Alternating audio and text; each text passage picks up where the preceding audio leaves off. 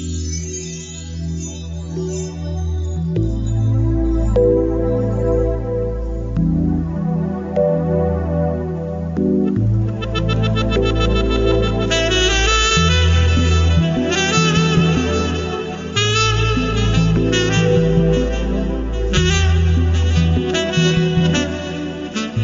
time for love. It's time for your love coach. Let's find out if you're ready for love. Here's your marvelous host, Nikki Lee. Hello, and welcome to Ready for Love Radio. This is your host and love coach, Nikki Lee. Now, let me ask you a question. Would you like to have an authentic, peaceful, juicy, balanced life? That's a lot to take in. And what would it mean to have an authentic, peaceful, juicy, balanced life? Like I said, that's a lot to take in all at one time. I can't think of any reason not to want all of that. You know, especially after every weird, unbelievable, strange thing that's happened in 2020. But it's just been a crazy year.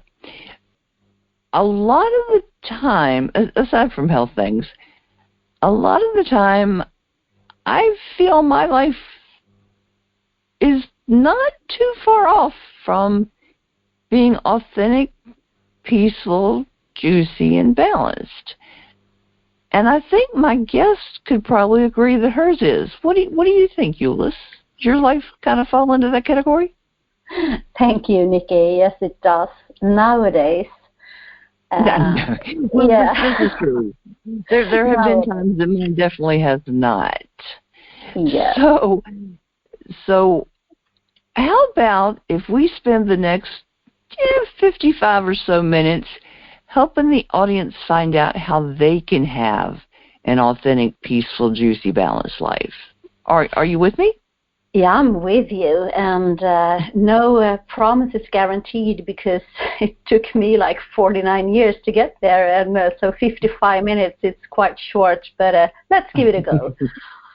Well, I'll tell you what, we can give them some ideas and maybe some first steps on how to understand what's involved, and maybe some ideas on how to start the journey. How about that? Yeah, that's good. Some inspiration is always good, and just to become aware, like, oh my God, can I have a juicy and balanced and peaceful life? It's the first step, actually, because awareness is always the first step. Oh my gracious, do I agree with that? And I think a lot of people may not even realize it's possible. So yes, I completely agree with the awareness. So you may have noticed that my guest has an accent. A little bit. Of course, so do I. So Ullis Karlsson is with me today, and she is actually with me all the way from Sweden. And she's picking on me and telling me that it's not early morning and cold where she is. It's actually in the evening where she is. So it's great to have you with me today. And do you want to tell the listeners a little bit about you? Because you've got a fascinating story that you bring to us. And you know, one of the cool things I love about so many of my guests is that their background and their story makes them not only incredibly qualified for the work they do, but I think it actually, and I know this is my case, actually motivates them to do the work they do. What do you think? Spot on, Nikki. And first of all, thank you for having me here. And interesting that I have an accent. I don't hear it myself, but of course, yeah, I'm a Swedish, so I talk like Swedish. Swedish. Yes. So No, my life hasn't always been juicy and balanced. And to make quite a long story quite short, it started the year of 2008 when I was depressed, burnt out. This is really common here in Sweden. And I was also suicidal. And I'm writing about it in my autobiography called 247, The Journey Home to My Heart. And this is a book where I very authentically and very vulnerable actually writes about mental illness and the way of coming back from that into, a more balanced and juicy life. So it wasn't so easy back then, and my life was, every day I was looking myself in the mirror, asking myself, is this life or is the day that I'm going to commit suicide? And so my life was the opposite of balanced. But when I look now in like the rear view, and when I sit here with, all the answers of this long journey, it was really like a sexual and spiritual awakening, because for me it's very connected that the spirituality also needs to be embodied, because sexuality, as we know, it's not something that is just mental or an image or an illusion of something. It needs to be embodied. And so my whole journey there when I was depressed and suicidal ended in like an awakening, spiritual and sexual awakening. And I did a lot of clearings out of old shit, really, because what many people don't know is that 95% in our daily lives is programmed from our subconscious or unconscious mind. This means that we only have 5% of consciousness. And from here, we think that we can make conscious choices. So this journey of mine was to make the unconscious conscious, to really see and to embrace and transform all the suppressed feelings and emotions that I've been carrying away for a long, long time, that I had suppressed for a long, long time. And when you have the courage to do so, because it's not always a bliss, inner work can be many things, but it's not just blissful and happy and or fluffy. But by transforming unresolved like traumas or unresolved emotions, you get access to much more consciousness. You get access to the wisdom that is embedded within your body. So many of us, yes, of course. I'm actually working on a book with a client right now that goes into a lot of this sort of thing, and we're actually we're writing the book like you're going through an intake with clients, and what she does with the intake is to dig into things from their past that are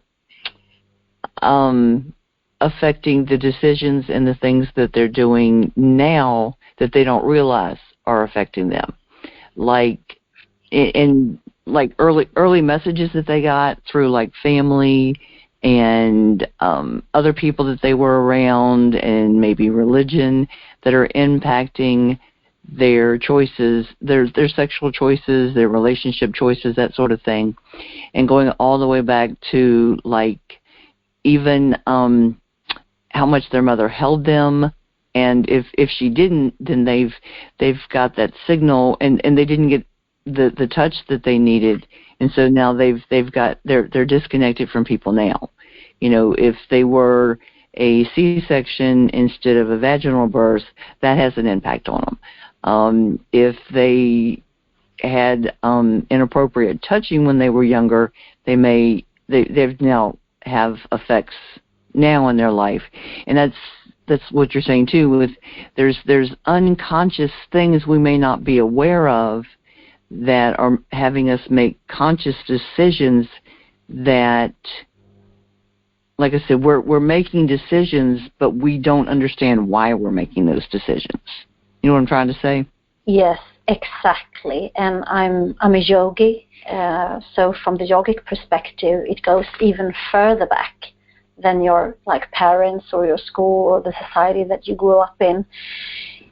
Like you, Nikki, and I, we are the result of thousands of generations of love, and we are also the result of thousands of generations that has walked on earth before us. And everything that, you know, everybody in your family lines have been through, in good or in bad, is residing within your DNA. And we are not even aware of it. So everything that we are not even aware of that exists in the memory of ourselves is affecting, you know, the choices that I make in this life. What partners am I choosing? How I perceive myself? How is my perception of sexuality? How is my perception of money? So everything is regulated or being unconsciously programmed in your DNA.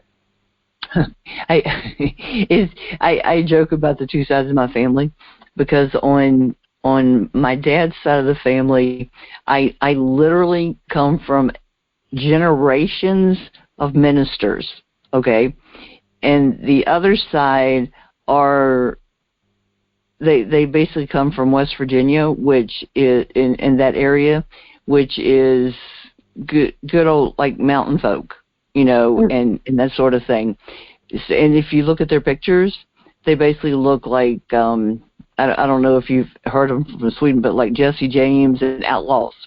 So I've got the church people and the Outlaws. Oh, that's a great combination. Yeah, but seriously.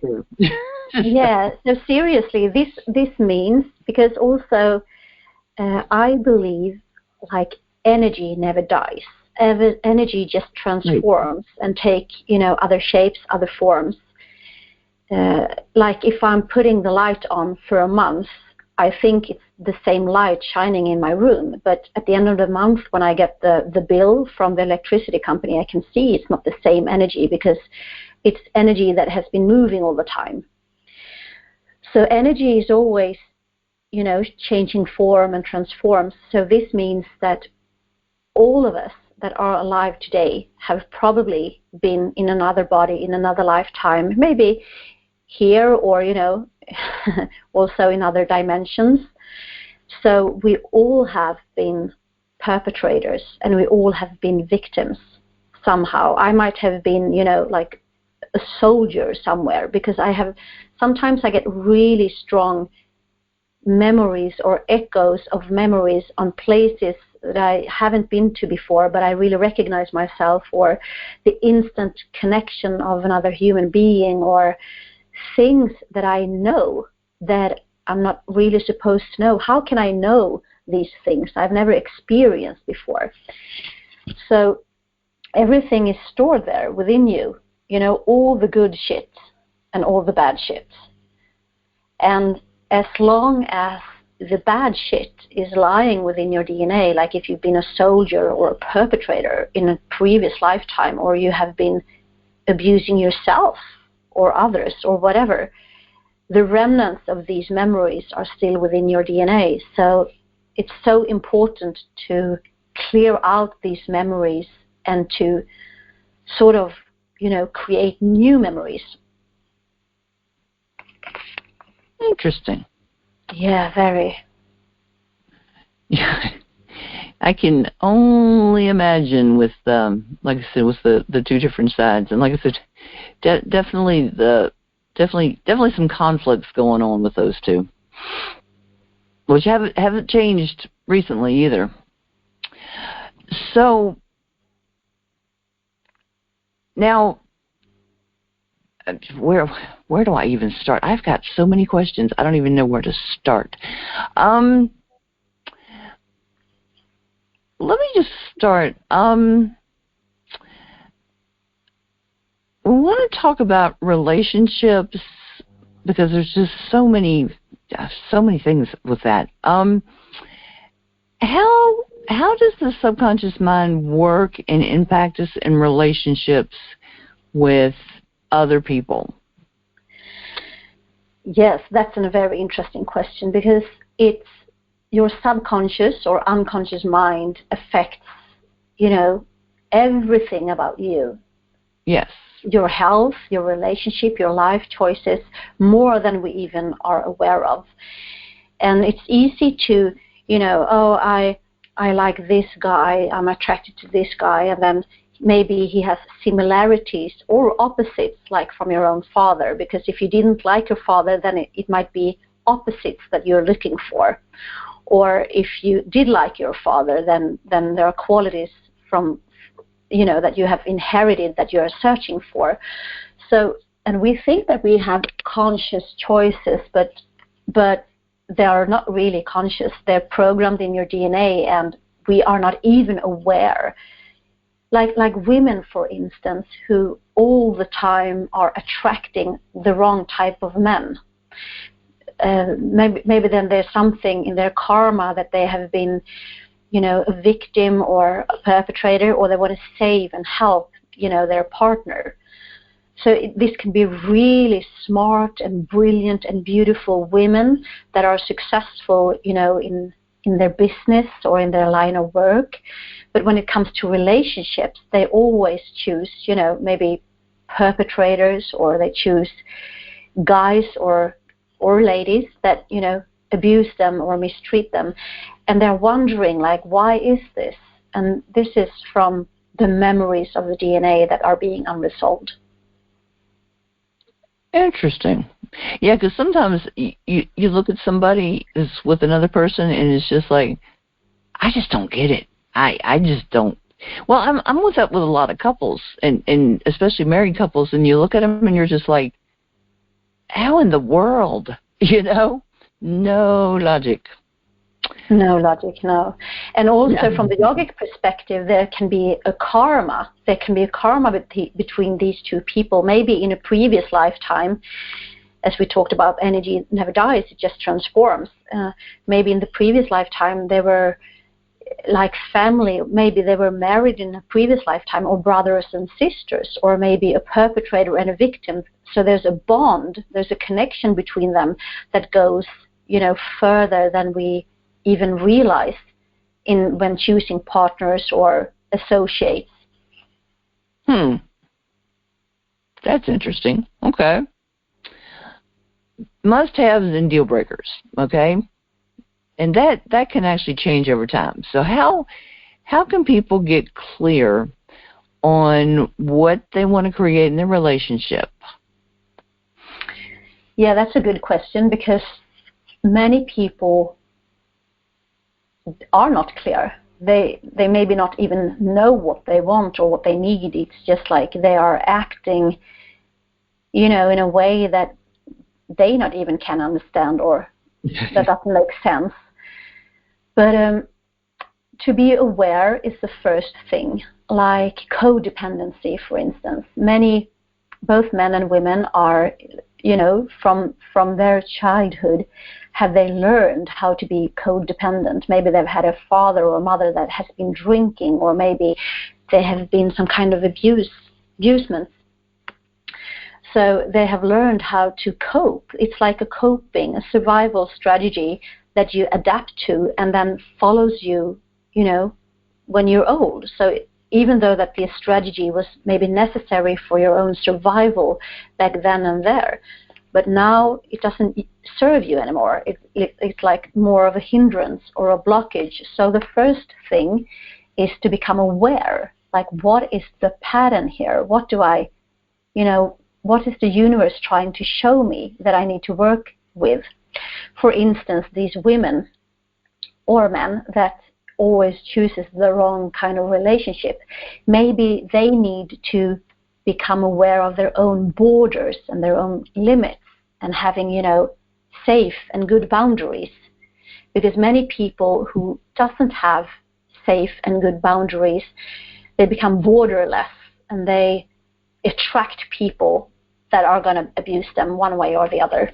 So the very first thing is to become aware of, okay, how is my life right now?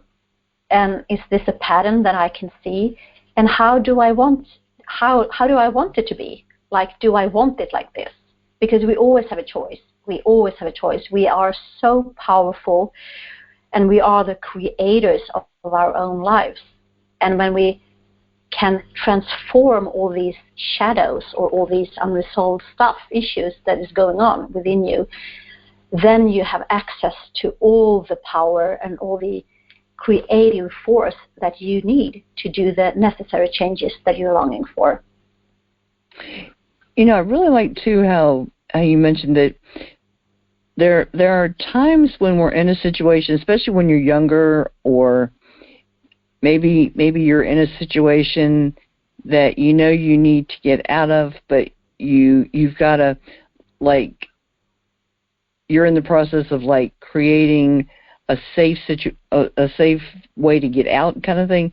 And there's certain things that you have to do for like a limited time.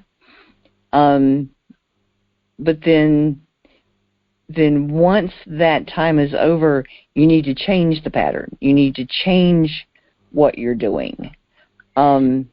Exactly. And it's not so easy as it sounds, because the pattern that you have had, even if it might be for a short time, and of course the longer period that you have had this adapted behavior, the longer, it might affect you, or right, before you can change it. But it also has to do with the neuroplasticity of the brain, like making and creating new neurons, like making new pathways for the neurons. True. Are you following me? Yeah. Yeah. So because every behavior has a positive intention, right? Right. As a child, if I'm being abused, or if my mother or father leaves me away to daycare center too early, or if I'm not being connected with, or I think in English it's called attachment theory.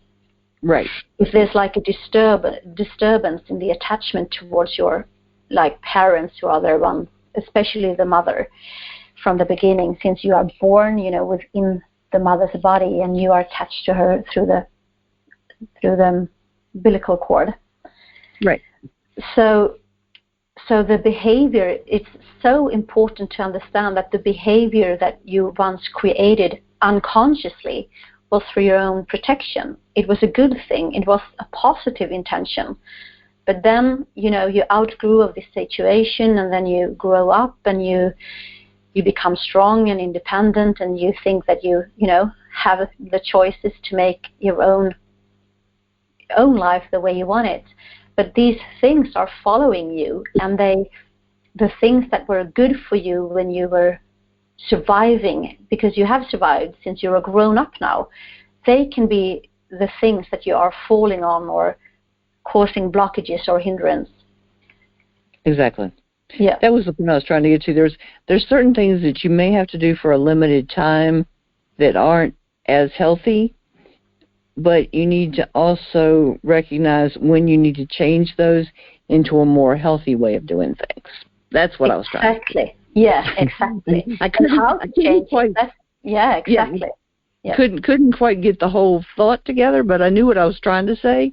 So I said maybe if I kind of start it, she can finish it for me. Yeah, we're on the same page here. Yes. So interesting, because if we take this on a deeper perspective, or on a higher perspective, this means that within you lies the knowledge and the wisdom of generations and generations back. All the gems, all the jewelries, all the insights and the learnings, but also the remnants of the unresolved stresses or issues or abuse, whatever. Right. That makes sense. Yeah. So people pleasing. This is something, man, I had a problem with this when I was a little girl. People pleasing is something some people grow out of it kind of with a thud. And then some other people never seem to grow out of people pleasing. What is it And how does it really not? Oh, wait a minute. Let me back up a second. When we say something doesn't serve anybody, how would you explain that for people that don't really understand what we're saying by that? Oh, there's so many examples, but let me just take a couple of them. Okay, so I'm with a partner of mine, and he or she is like abusing me, and it can be so subtle, so I might not even be aware of it. It can be verbally, it can be, emotionally, or physically or sexually, of course. And I choose to stay in this relationship because I think that I might save him, or this was just this only time that he or she did this, or he had a bad day. Coming up with all these excuses. Right. When it comes down to that your boundaries have been crossed. You haven't stood up for your own boundaries because you have never learned the process of doing so. Because maybe you were growing up in a dysfunctional family, or maybe you were growing up, it doesn't even have to be dysfunctional. This might be provocative for you guys in America, because I know that you love to work a lot and to earn a lot of money. But it might be that you are growing up in a family where the father or the mother is absent, is working all the time. So it doesn't have to be, like a trauma, like an abuse. It can be that somebody that is supposed to be there for you and to see you and your needs and your wants is not there because he or she is preoccupied by doing a career. Right. Yeah. So, and then these things will be programming you when you choose your own partner. And then you might stick with somebody who's not being good to you, or not being kind to you, or not treating you the way you deserve or the way you long for. So that's just like one example. And another thing can be that you're with a partner and you feel safe and you love him or her, but maybe the sex part doesn't work. There's always some kind of,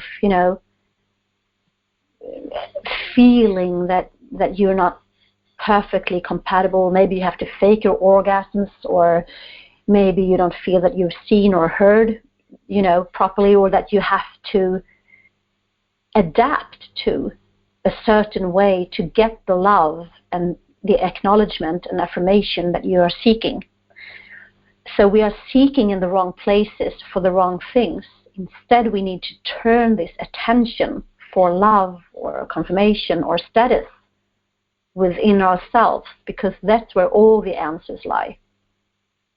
True. Well, and when something serves you, it's of benefit and it helps you and it's healthy for you. Yes. If you're in a situation and you're not getting what you need, I didn't say what you want. Okay, you may want things that you don't need. Okay, you may want things that aren't healthy for you. Exactly. That's not what I'm talking about.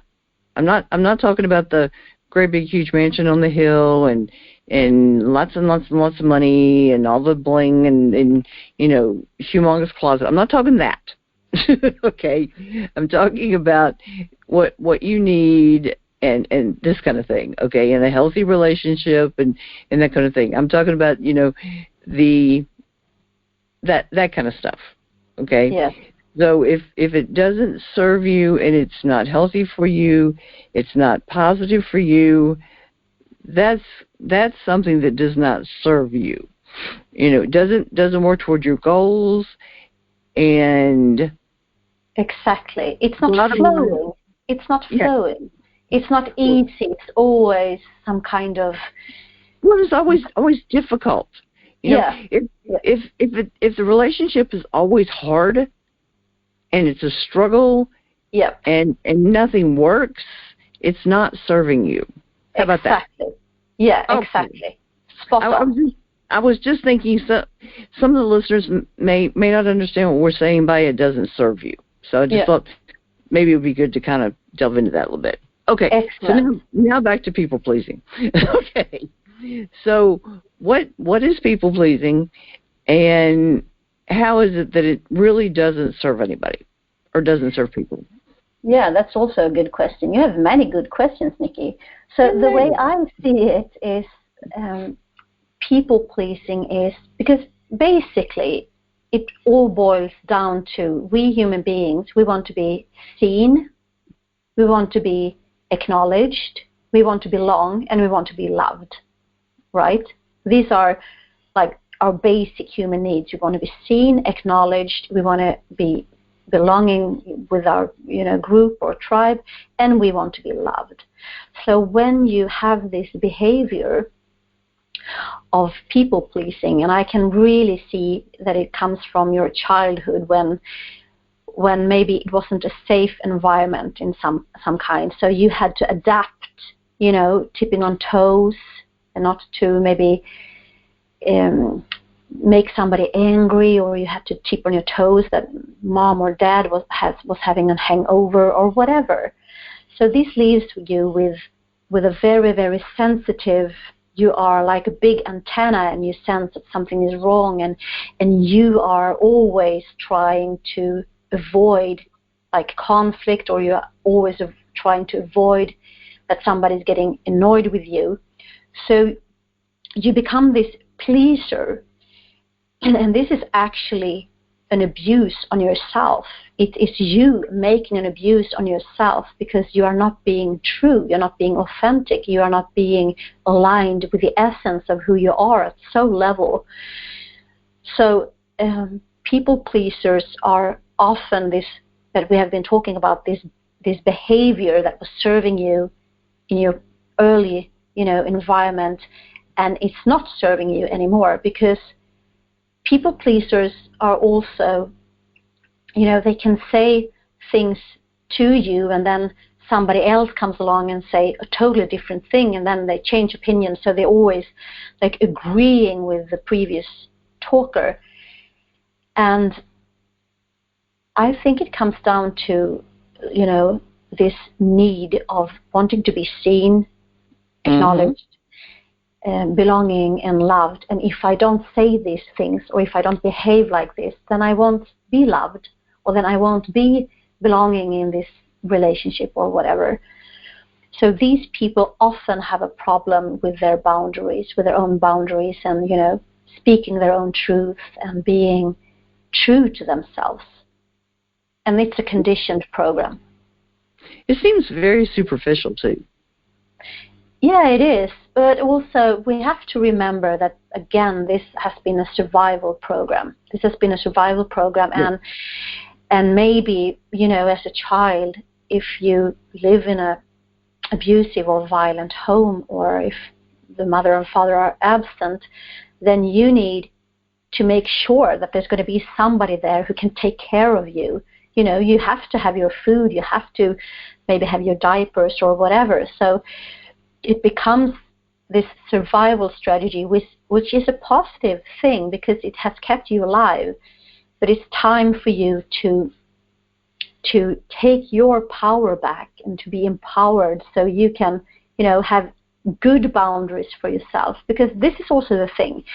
If I'm not having good boundaries for myself, then I'm often crossing out others' boundaries as well. Maybe, True. like a perpetrator. True. Yeah.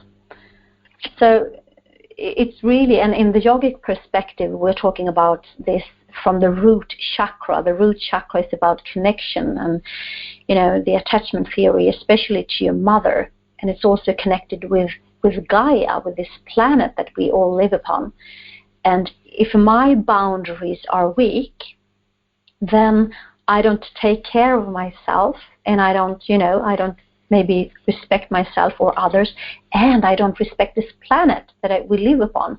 So we are abusing even the planet. We are being greedy. We are killing animals for their furs. So it's so big. And even though that it's only, from one individual to another, and then it affects the wholeness of the collective society, and it affects Gaia. And just look how Gaia is feeling right now. You know, we are abusing and polluting her with all kinds of chemicals and weapons and wars and 5G and whatever. Yeah, I know. Yeah. Craziness, to say the least. Yeah, craziness. And it all starts within me. That True. I have to be responsible enough to, you know, to break these patterns, to break these behaviors and replace them with better ones. Yeah. Yes, definitely. So, this has been a year where I think to say that this has been a year that we've all had, how do I say this without getting too big a laugh from you? We've had substantially more stress in our lives than we're all used to. I think that's a safe comment. What do you think? Yeah, I totally agree. Okay. I thought that was a really safe comment. So from a yogic, I like that word, by the way. I hadn't heard that before. From a yogic perspective. See, I got the first word right, and then I completely screwed up perspective. What is stress from the yogic perspective? I've actually never thought about that, so I'm fascinated to hear that answer. Yes, thank you for asking. So stress from the yogic perspective is all of this that I have been talking about here, these generations of unresolved stress, unresolved traumas, unfelt or unexpressed emotions. And we all have them. I mean, it can just take different shape and form, and maybe somebody's afraid of, you know, finding a partner, and another person is afraid of spiders or being left from their partner. So we all have them. And this comes from a fear-based perspective. For thousands and thousands and thousands of years, we have been ruled by fear. So we have fear-based perspective in our, you know, in our perception, how to perceive life. So this is causing so much stress in the energetic system that we are, because we are energetic beings as human beings, spiritual and energetic beings. So this stress can manifest as maybe a disease, like for myself when I was depressed and burnout. And maybe the stress from unresolved feelings, emotions, or traumas can be manifesting as migraine or cancer even. All the things that we see in the Western world that we call, you know, stress-related problems is very much connected with unexpressed emotions. Well, that's interesting. Yeah, that's very interesting. All right, say the part about the migraines one more time for me. Which one? Which part? the part about the tie into migraines. Yeah, so here in the Western world, so I've been studying holistic disciplines for more than 28 years, and so that's, you know, another perspective. And then here in the Western countries, I also have been studying as a physiotherapist, so I also have the Western, you know, view upon this. But the Eastern view is that everything is energy, as we talked about, and energy is supposed to move, like the word emotion means energy in emotion. Right. So emotions is meant to move, to flow through you. The emotions are meant to be felt, meant to be expressed, meant to be met, right? Right. But many of us people here in the West, we are so used to suppress our feelings. You know, I might be aggravated with my kids, or I might be frustrated of something at work, or I might be feeling sad because my partner has been cheating on me, or whatever. Fill in the blanks. Okay. But I'm not showing these emotions. I'm suppressing them. I'm holding back. And I'm using strategies to hold them back, like I might be a workaholic. like always keeping busy, or I might use medications for bad sleep, or I might take pills for migraine, or I might use drugs or sex, whatever that you can use, you also can abuse, right? Right. And the line can be really fine. The balance can be really fine sometimes. So from the yogic perspective, stress is in the energetic system. It's basically emotions being stuck. I call them frozen emotions, and they can cause all kinds of physical manifestations, diseases, or symptoms. Physically, emotionally, spiritually, and mentally. Like mental illness is really connected with this as well. Interesting. Well, that would explain why so much of the population is on antidepressants over here. Yeah. And it's enhanced by the things that are still within your DNA. So maybe you are suppressing feelings. Like, for instance, if I was living a life as a soldier or a perpetrator and I got killed, so I bring all these memories into my DNA, and I didn't have time to cry that I was going to die, but these memories, as they are energies, emotions, energies, so they are still residing. So I can be feeling depressed in this lifetime for something, that has been triggered in this lifetime, but the root cause might come from a previous lifetime or this lifetime, or being enhanced. You see what I'm saying? Right. Yeah. Well, and if you were a soldier, you weren't allowed to let the emotions out. Exactly. And I know as a Swede, we even have a word for, we are going to be lagom. Lagom comes from the Vikings. I'm writing about it in my first book, 247, The Journey Home to My Heart. That the word lagom is basically a good word, but it comes from scarcity. It's fear-based. It's like this pint of mead is going to last for everybody around the team. So the word lagom means around the team. It's not that I can, fill it up, the pint, if it's empty. I just go to the bar and I take a new one. No, this is so one sip for each and one of us. So we Swedes, we have this in our DNAs that we have to be lagom. We are not supposed to have a strong opinion. We're not supposed to have any strong feelings. We are not supposed to be too horny or too happy or too sad or too angry. And it's in our DNAs. And then we are suppressing all this energy, these emotions, and it causes, a lot of Swedes to be depressed and burn out. Interesting. All right. Well, it's very interesting. I totally agree with you. And it's so, because something might have been triggered this lifetime. Like you have been, you are in an ugly divorce, or you've lost your job, or you have somebody, has been sick or has got a disease. So it triggers something in you, and it's enhanced by the coding in your DNA.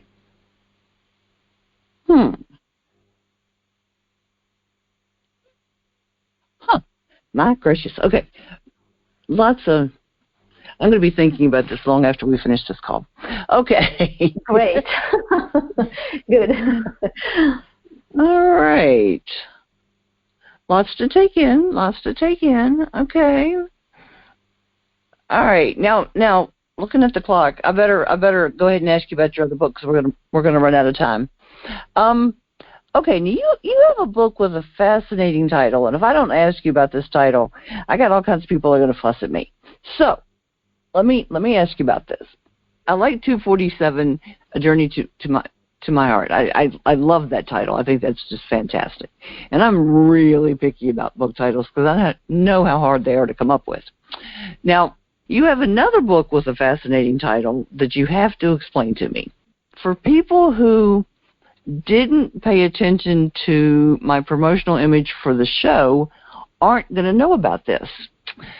But the name of the book is Holy Fuck and Sacred Water, The Secret Connections to Everything.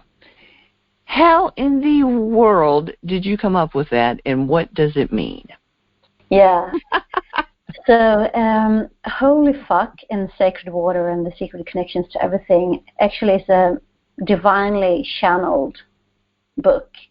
And the name came to me and my co-author, like, we started to write about sacred sexuality. And sacred sexuality, for me as a yogi, is the life force. So it's not only about a fuck. It's so much bigger than that. The life force, the creative life force. Some people call it God. Some people call it, the source. It doesn't matter what you call it. We are all connected through this source, this energy. And so a holy fuck is the merge of everything that we see in nature, all the way from ourselves within our bodies communicating, all the way to what we describe also in the book, like to Big Bang. So you have the black void. It could be the uterus, or it can be the universe, or it can be within your body, the black void, and then you have the spark. So it's a combination of the feminine, the essence of the feminine, the unmanifested potential that is in the black void, like in the uterus, with the ability to create life, right? And so just take it as an example, when the semen is merging with the egg and a beautiful creation of a baby is being made, that is a holy fuck. That is the sacredness of the feminine and the masculine in a sacred union.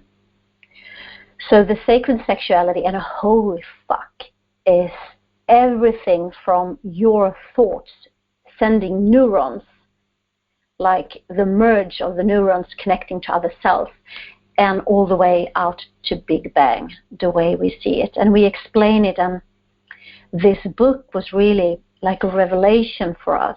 It was like it was expressing itself as a universal truth, as a universal law. Like if I drop an apple, it's going to fall to the ground due to the law of gravity. And holy fucking sacred water for us turned out to be, something much bigger than we have anticipated or expected.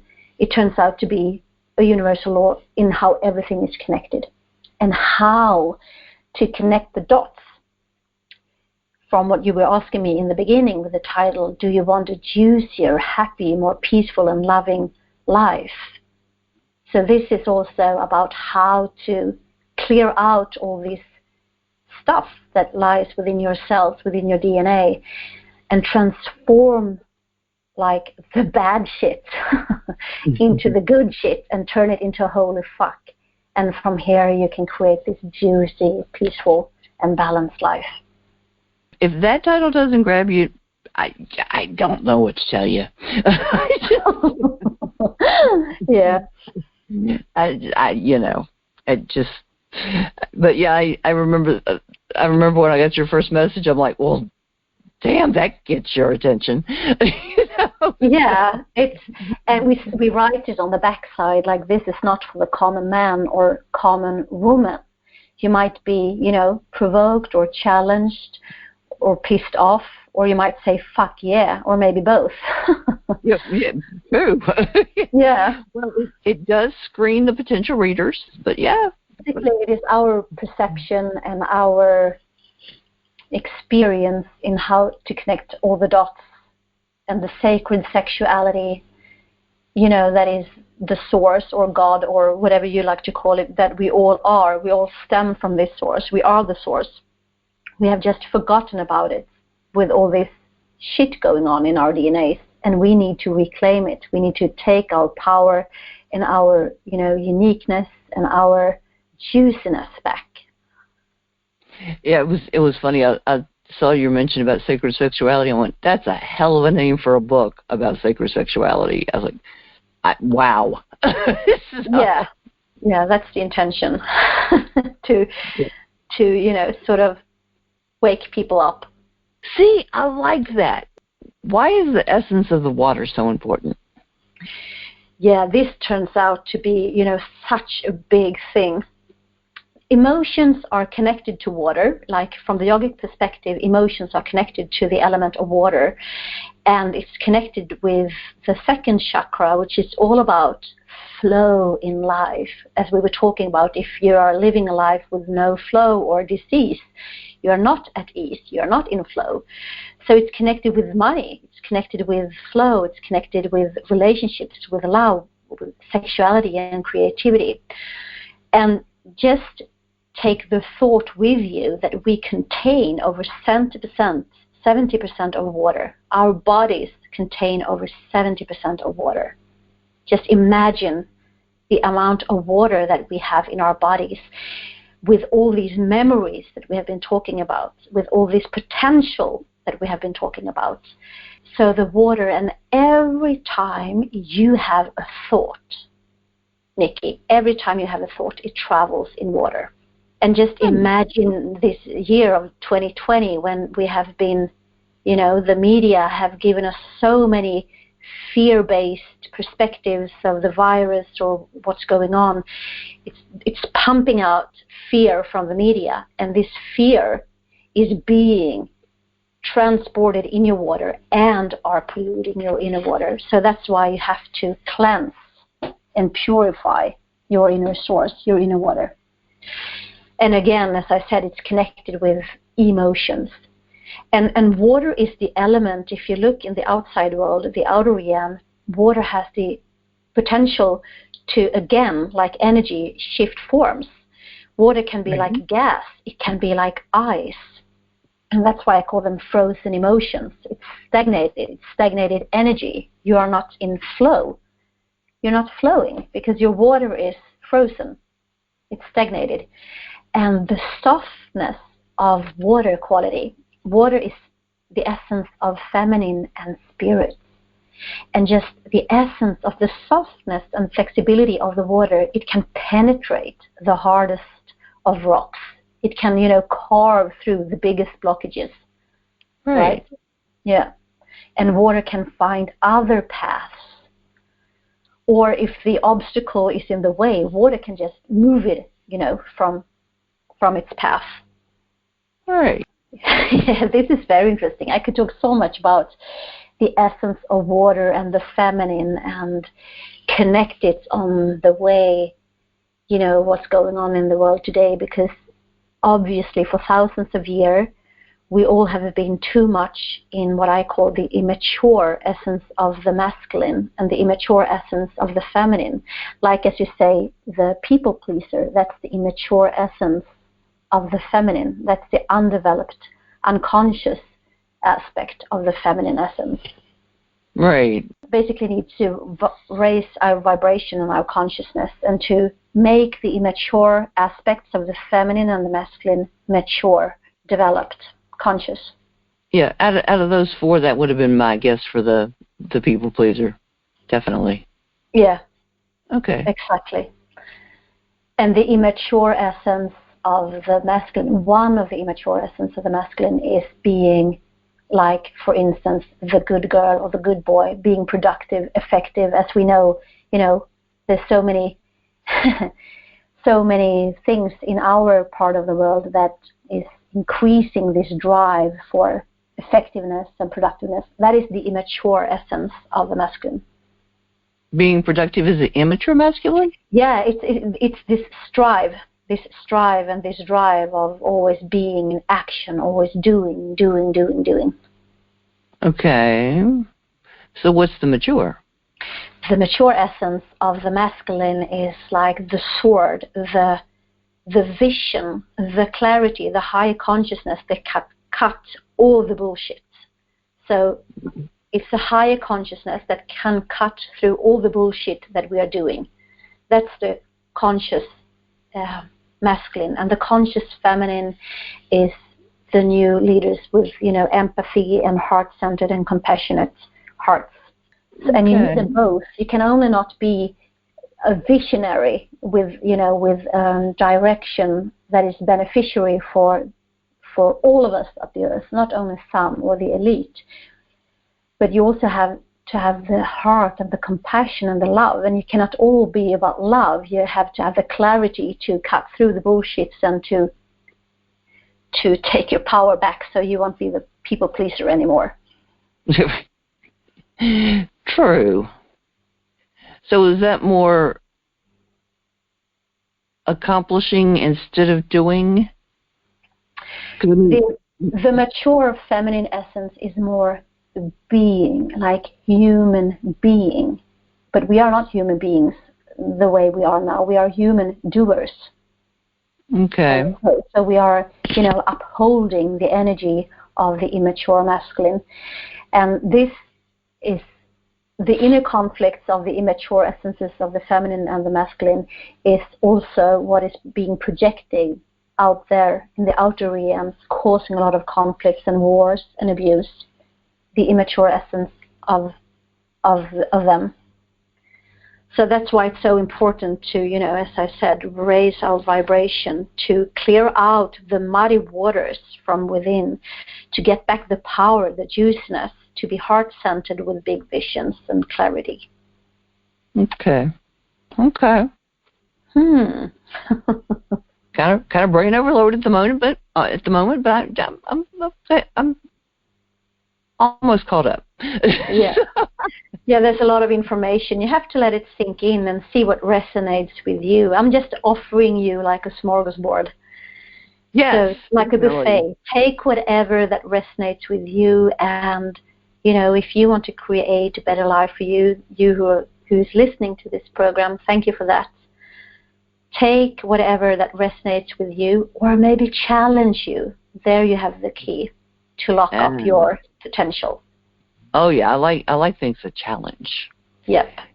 Well, and I like things that challenge what I think could make me think in new directions, and then just see what works for me. So that's one of the things I love about having the show and meeting new people and hearing new ideas, and it's interesting.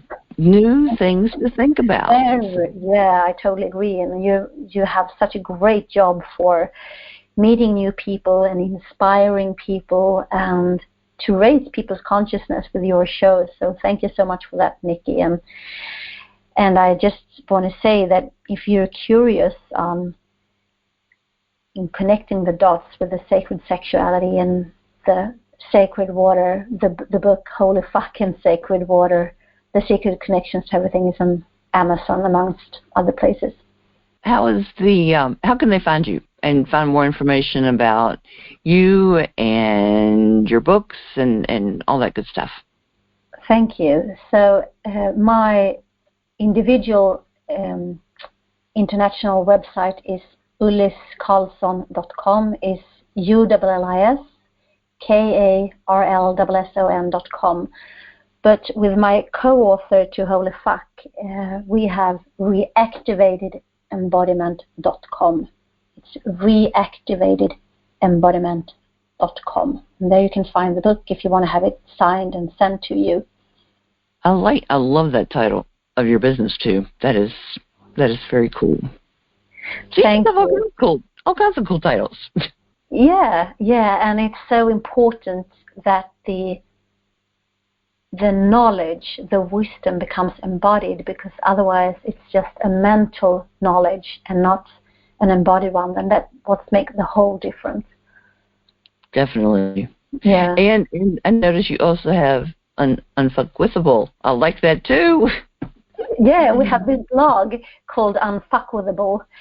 Yeah, it's also exciting because we are writing about our perception of what's going on in the world, and we are always finding quotes from our book that goes with it. So we have just been writing about the 7 deadly sins that we see that is still going on, even though it was written like in the Bible or whatever thousands of years ago. This is still what's going on, 2020 in the earth today.